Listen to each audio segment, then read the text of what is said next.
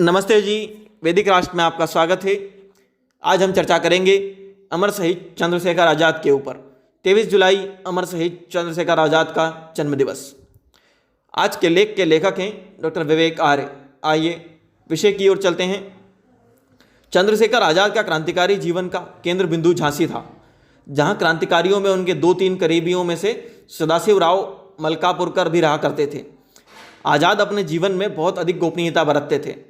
इस कारण वह आजीवन कभी भी पुलिस के हाथ नहीं आए। उन्हें इस बात का एहसास था कि उनके साथियों में कुछ कमज़ोर कड़ी हैं जो पुलिस की प्रताड़ना पर विश्वसनीय नहीं रह जाएंगे, लेकिन सदाशिव जी उनके विश्वसनीय लोगों में से थे, जिन्हें आज़ाद अपने साथ मध्य प्रदेश के झाबुआ जिले के भाभरा गांव लाए थे।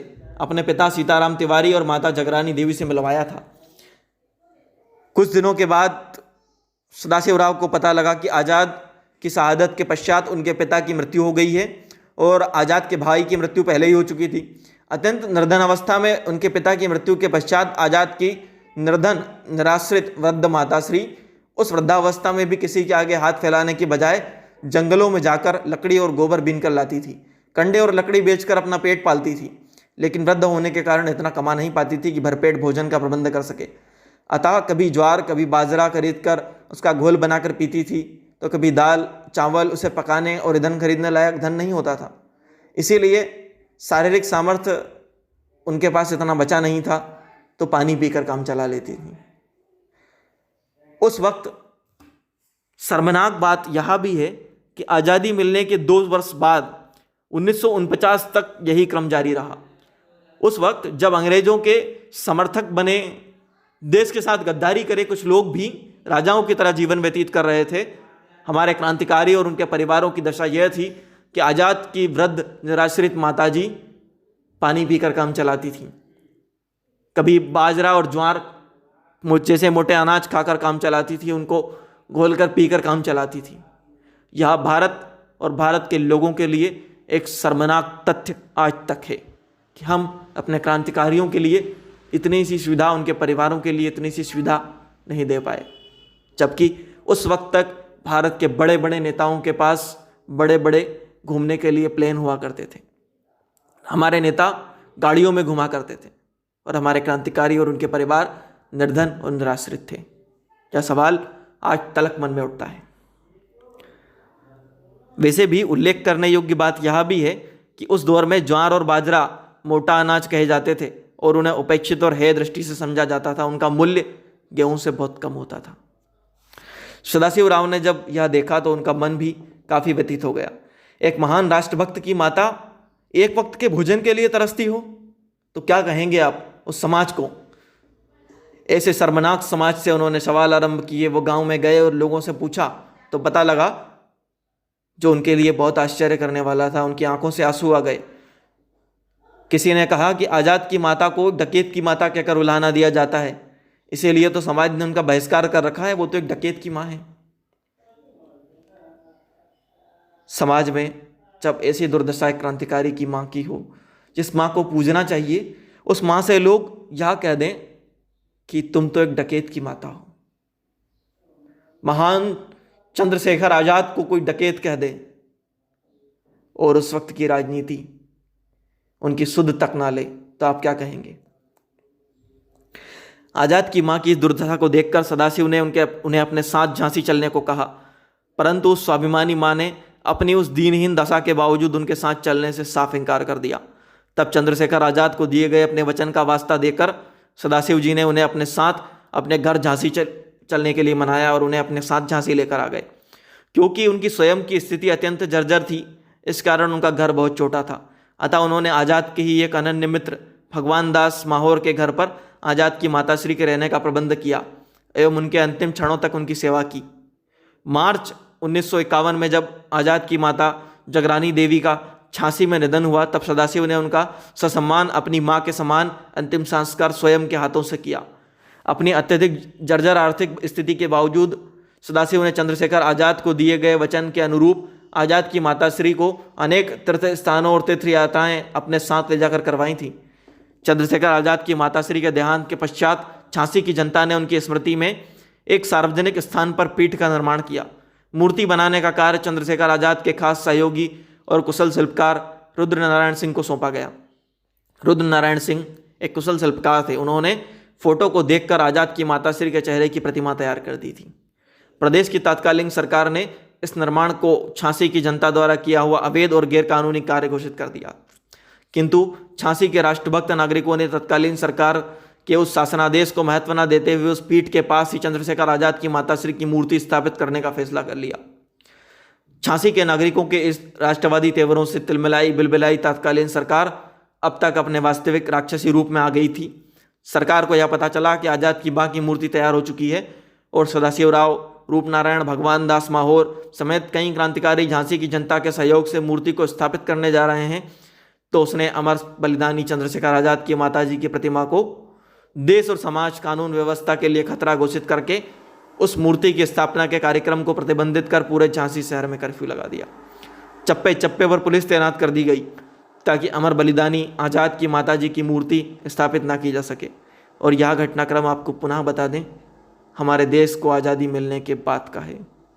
यह घटनाक्रम 1951 का है। अब ऐसी स्थिति में तत्कालीन सरकार के इस राक्षसी स्वरूप को देखकर उसके खिलाफ आजाद के अभिन्न सहयोगी सदाशिव जी ने ही कमान संभाल ली थी। चंद्रशेखर आजाद की माताजी की मूर्ति अपने सिर पर रखकर उन्होंने ऐलान के साथ कर्फ्यू तोड़कर अपने घर से निकले कि यदि आजाद ने मातृभूमि के लिए अपने प्राण बलिदान कर दिए थे तो आज मुझे अवसर मिला है कि उनकी माताजी के सम्मान के लिए मैं भी अपने प्राणों का बलिदान कर दूं। अपने इस ऐलान के साथ आजाद की माताश्री की मूर्ति अपने सिर पर रखकर पीठ की तरफ चल दिए। सदाशिव जी झांसी के राष्ट्रभक्त नागरिकों ने भी उनके साथ चलना आरंभ कर दिया।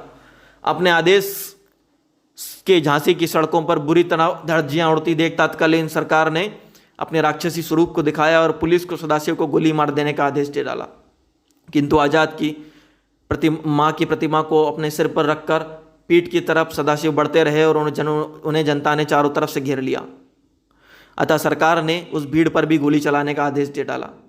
परिणाम स्वरूप झांसी की उस निहत्ती निरीह राष्ट्रभक्त जनता पर तत्कालीन निरसन सरकार की पुलिस की बूंद बंदूकों ने बारूदी अंगारे मौत बनकर बरसाए और सैकड़ों लोग घायल हुए। दर्जनों लोग जीवन भर के लिए अपंग हो गए। 3 लोग मौत के घाट उतार दिए गए।